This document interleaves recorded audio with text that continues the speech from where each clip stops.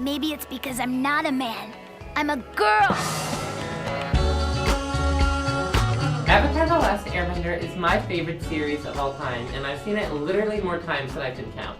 But it wasn't until I came to terms with my trans identity that I really started to pay attention to the progressive critiques of gender roles and the strong female characters the show has to offer.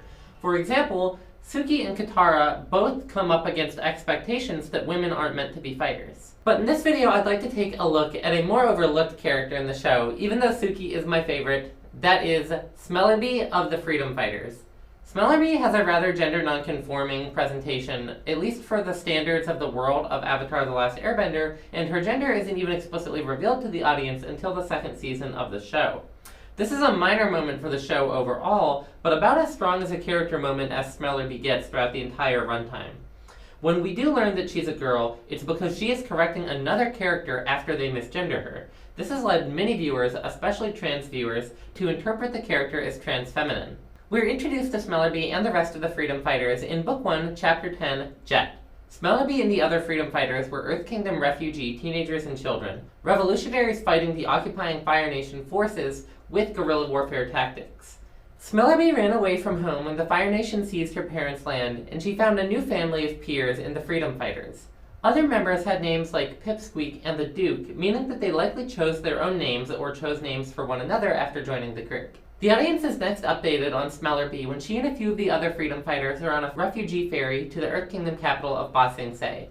They spend the ride getting to know Iroh and Zuko, and over a meal, Iroh comments, "So, Smellerbee, that's an unusual name for a young man." So, Smellerbee, that's an unusual name for a young man. Prompting Smellerbee to angrily defend, "Maybe it's because I'm not a man, I'm a girl." Maybe it's because I'm not a man. I'm a girl! She stands up and begins to walk away before Longshot, another Freedom Fighter and a friend of Smellerbee's, stands up and follows her, places a hand on her shoulder, and gives her a firm look. This calms Smellerbee, and she says to Longshot, "I know, you're right. As long as I'm confident in who I am, it doesn't matter what other people think. Thanks, Longshot." I know. You're right. As long as I'm confident with who I am, it doesn't matter what other people think. Thanks, Longshot. So that's a pretty obvious, certified gender moment for Smellerbee, and hopefully you're beginning to see where the trans reading of the character comes from.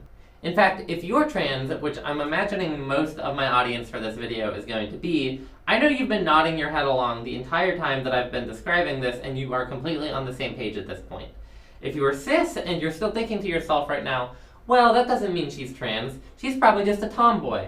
Just hold that thought for the next section of the video. I'll get to it.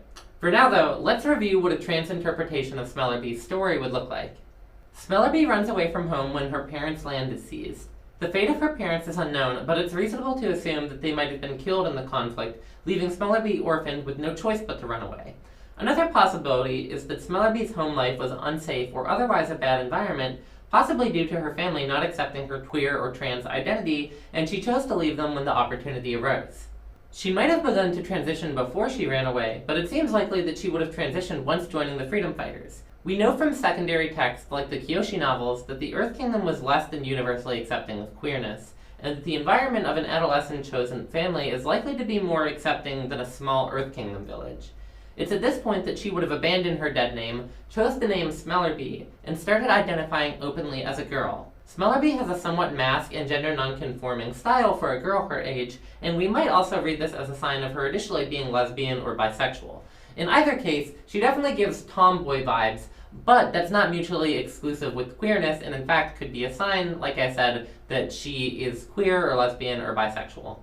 In this case, it's likely that she would have also embraced this aspect of herself upon joining the Freedom Fighters. Another important detail which I almost forgot to mention is that in The Promise, the graphic novel that takes place after Avatar: The Last Airbender, the series, there's a moment where Smellerbee is not present, and it is Katara and Sokka speaking of Smellerbee, and Sokka misgenders her and calls her he, and Katara is like, "You mean she, right?" Correcting the misgendering. So that's another very obvious trans moment for Smellerbee. But anyway, the moment where Iroh misgenders Smellerbee actually reflects quite well on Iroh as well, as he does the only thing that could be reasonably considered of a cis person in this situation, which is to respectfully apologize and move on. Oh, Now I see. It's a beautiful name for a lovely girl. Smellerbee is rather understandably upset at being misgendered and kind of aggressively corrects Iroh. However, we see that she is working on finding her confidence and peace so that she may in the future assertively correct the misgendering without responding to an honest, naive mistake with hostility and letting it affect her so strongly emotionally. So that's a pretty good case for interpreting Smellerbee as trans, right?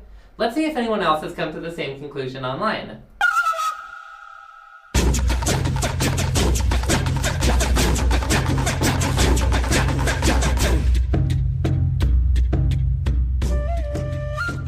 A little Googling, and wow, no less than 21 Reddit threads and a fandom discussion on this topic. But oh, what's this? This is at best annoying and at worst pretty gross. I expect a lot more from the Avatar community, considering I've generally seen it being quite progressive usually. I think it might be more of a symptom of Reddit than the overall Avatar The Last Airbender fanbase though, because the YouTube community for Avatar The Last Airbender tends to be quite progressive, like I've said.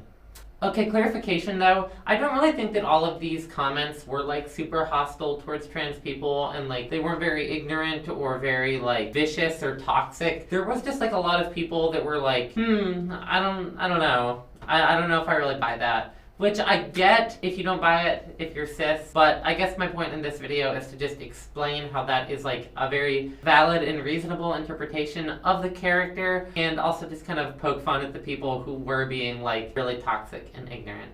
Speaking of the YouTube community that I mentioned a moment ago, I'd also just quickly like to give a shout out to Riley J. Dennis, who's another really cool YouTuber. She's trans, and sometimes she talks about being trans, but she also talks about Avatar The Last Airbender, and She-Ra, the Princesses of Power, some other cartoons and stuff that I like. She's really cool. If you like my stuff, you'd like her. She has a way bigger platform than me, so I'm not really platforming her, but anyway, she's cool. You should check her out. There's one video also on YouTube that is not very progressive on trans issues. It was something about the different sides of femininity in Avatar The Last Airbender, and it was comparing Katara and Azula, and this dude was casually transphobic in the video for no reason, and the funny thing is, he literally referenced Riley J. Dennis's video on, I think it was on Azula, and clearly, I assume he didn't know that she was trans, but I just thought it was pretty ironic that he was being just blatantly, casually transphobic in that video while also referencing the work of a trans creator. So, don't even remember that guy's name, he's not even worth remembering, but screw that guy, shout out to Riley J. Dennis. So back to the main topic, let's just dismiss the blatant transphobia in some of these comments for a second and respond to the arguments put forth by the more polite commenters here. Simply put, there's just as strong of a reading for her to be trans as there is for her to be a lesbian or simply a gender non-conforming cis-het girl. And the basic issue is just that cis people are uncomfortable with trans identity. The fact that she could be just a tomboy or just not girly doesn't necessarily mean that she's not trans. In fact, those things aren't mutually exclusive with being trans at all. She's not explicitly confirmed as trans in the text, and it's honestly more likely that the creators had not intended her to be trans, but that doesn't invalidate a trans reading of the character. For one, not that the author is easily invoked here. The author's intent is often secondary to the meaning of the work that the reader finds for themselves. Additionally, queerness is often more implicit than explicit in media from this time, especially children's media. Many fictional characters are queer-coded or implied to be queer with gender non-conforming presentation and/or themes of struggle with identity and acceptance in their characterizations without outright acknowledging their queerness. Avatar is a show which is loved by many, many people, not the least of which queer people. The original show takes a strong progressive stance on gender for a show marketed towards children, and the follow-up stories of the Avatar universe even more so. The Legend of Korra and Kyoshi novels both include explicitly, canonically queer women as their respective main characters, with other queer characters included throughout. This is a franchise and fantasy world which is inclusive and welcoming of queer people, and, in my opinion, queer readings for those who find meaning in them. This is in stark contrast to the works of other fantasy authors whose bigoted views have tainted their works and worlds for queer audiences. Harry Potter. When your identity is notably lacking in good representation in media, like trans identity is, of course you will cling to those few good examples that you have, where you can see yourself in the characters. In a show as beloved as Avatar, for even a minor character to represent our struggles so well, even briefly, even through subtext, is simply heartwarming. So even if she may not be for you, for most of the trans people watching Avatar: The Last Airbender, Smellerbee is trans. Thank you everybody so much for watching my first actual video essay and breaking out of just the trans niche a little bit into some maybe Avatar video essay niche or just a media analysis. I am very happy to be expanding and trying new things, getting new skills, and growing my channel. So if you like this type of content, if you like my personality, if you want to just stick around and check out more of what I'm making and what I'm doing, please subscribe, like the video, and comment so that the algorithm picks it up and I can continue to make more cool things on YouTube for you guys. Thank you so much for watching. Bye!